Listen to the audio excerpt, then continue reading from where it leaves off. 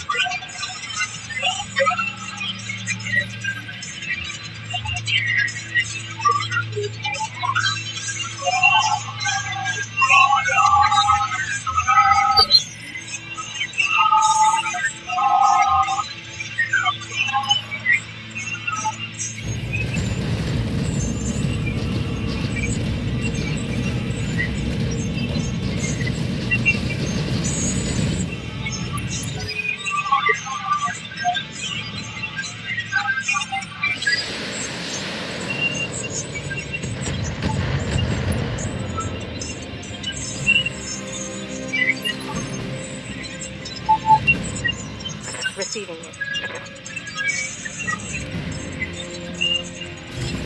Move order received.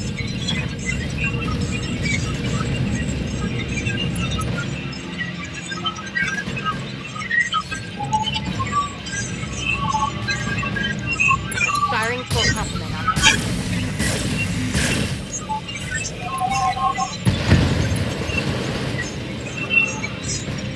Enemy vehicle destroyed.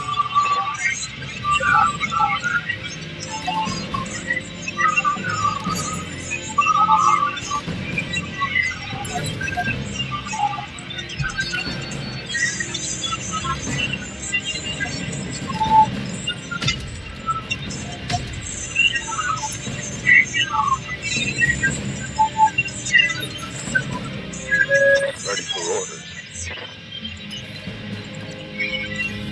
Roger.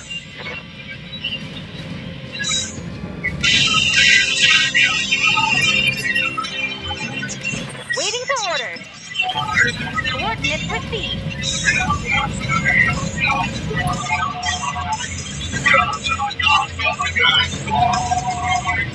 Take this!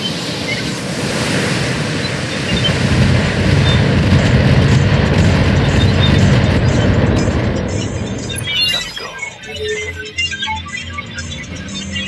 I've got eyes on hostile reinforcements. They're heading your way.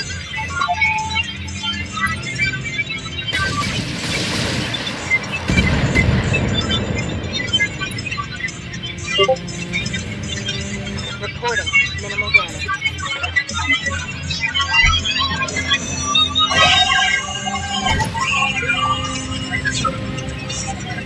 Damage minimal.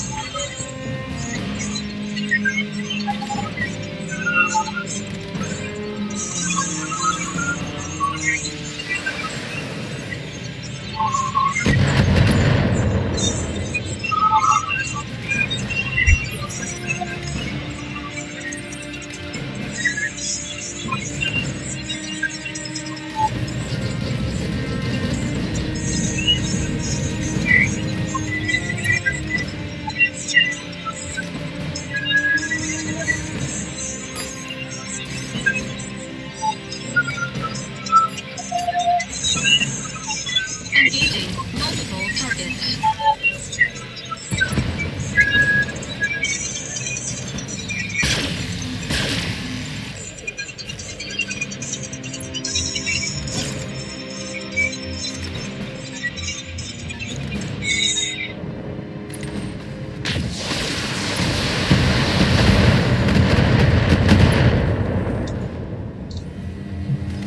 Damage minimal. Stomach. With every step he took, they tightened. Good to go. Is this what you wanted to see?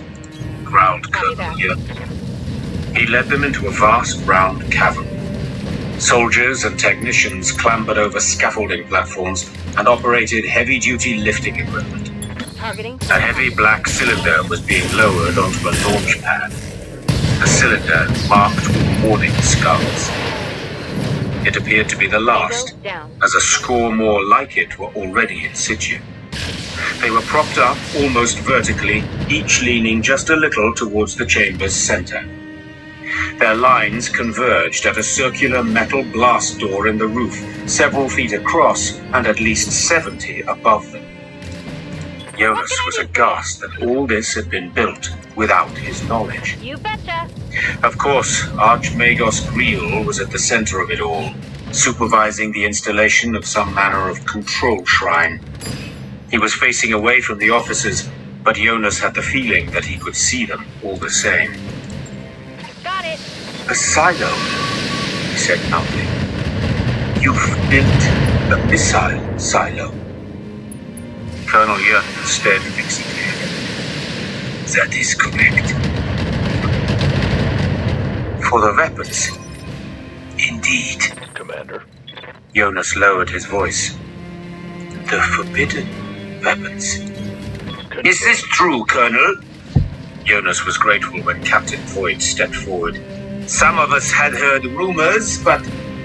Yurton still didn't look any of them in the eye.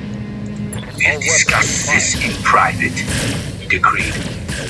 He led them back along the passageway and turned off into a small, basic office.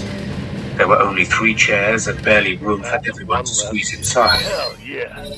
Yurton closed the door behind them and stood for a moment, lips pursed and head bowed in contemplation. Jonas thought he almost looked ashamed.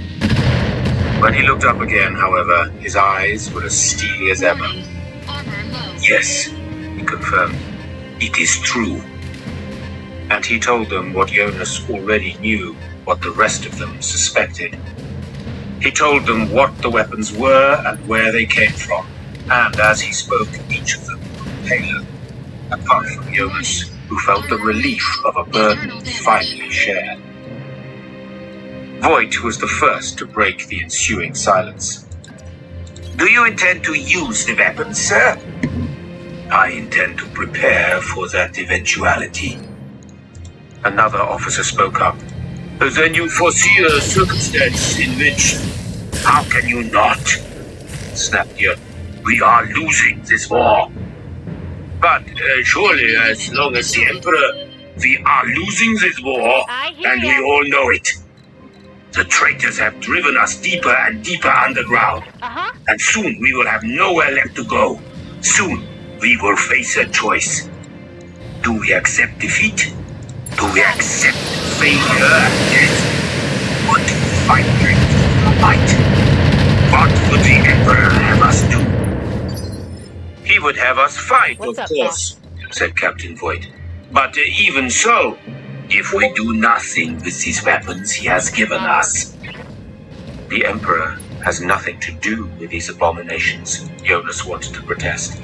That Krieg will fall to chaos and be damned. Employ the weapons, and that... Yurton hesitated only for an instant. That choice will weigh upon our souls forever. For even the lesser of 2 evils in his eyes condemns us. That is why I kept this from you, all of you. For this is my burden to bear. The choice that I must make alone. Those weapons, said Jonas quietly, would ravage our world. Colonel Yurton clenched his fists. It wasn't so long ago that Krieg had never known war. That was its problem. Its people, our people, became soft. If we had known, if we could have seen the future, I would have dropped a ship full of orcs on the capital hive city. I would have shown our bloated autocrats. I would have shown all of them the truth. At the cost of how many lives? Protested Voigt. A better world would have been forged in their funeral pyres.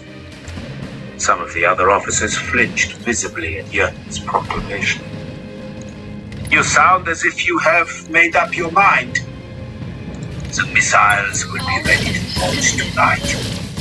I have tried, I have prayed night and day for guidance. But I cannot think of a reason to hold back any longer.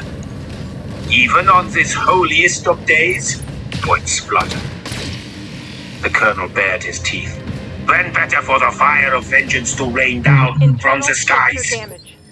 A single missile Good to would go. be dispatched to begin with. Hive Oros would be the target, as close to General Krause's command HQ as we can manage. Sir, has this plan been examined by our strategists? The young lieutenant asked. My guess would be with constitution. Only by Archmagos Krieg. I see his cold metal hand in this. Can you deny it, sir? Should have run when you had the Did we chance. discuss this, Colonel Commander. Jonas pleaded. The risk of Kraus calling our bluff, goading us into launching the rest of the missiles, is too great. Jörgen glared at him. Who says I would be bluffing? Why should I even send those traitors a warning? Do they deserve a chance to save themselves? Good to go. Another long, tense silence followed, during which all eyes turned to one man. Captain Voigt commanded the 83rd Regiment's 3rd Company, and since the loss of Captain Schmitz in battle a few months earlier, was its next highest-ranking officer. The others would follow his lead. He seemed to take an age to consider his options, until Jonas thought he couldn't bear the suspense any longer. Jürgen's patience ran out first. Anything to say, Captain? Give up everything you've got. Voigt nodded at length. Yes, sir. I'm sure we all need time to reflect upon what we have just learned. There was a general murmur of agreement. I would respectfully ask that you take no further action tonight. Did I not make it clear, Jürgen growled, that this is my... I'm sorry, sir, Voigt interrupted more forcefully. But now we know the truth. We cannot turn a blind eye to it. The Emperor also judges those who fail to act. Perhaps we may convene tomorrow to discuss the matter in depth. It seemed to Jonas, who knew the Colonel best, that he was beginning to waver. Voigt had struck to the heart of his own doubts, and there was no Greel here to reassure him. Then the captain pushed the issue. In the meantime, we should seal up the silo and... No! Reporting. The Colonel thundered. There is nothing to discuss. Sir, I must insist that I have set out our options and explained my thinking to you. I warn you, don't push me any further. Unless one of you has a better solution to offer. A miracle cure for all our problems. You glared at each of his officers in turn. Then he rounded on his adjutant. How about you, Lieutenant Jonas? You seem to think you have all the answers. No? I only wish I did, sir. Then I expect you, all of you, to keep the vows you made when you signed up to the Emperor's Imperial Guard. I am your commanding officer. I will decide our strategy, and you will implement my orders to the... Solid connection. He trailed off unexpectedly. Jonas followed his narrowed eyes and saw that Voigt had drawn his pistol. His heart leapt into his throat. This was the moment he had known would come. The moment upon which the fate of his world hung. Don't do this, Voigt, Jürgen threatened in a throaty whisper. I am sorry, Colonel, but I have no choice either. I am relieving you of your command. Success.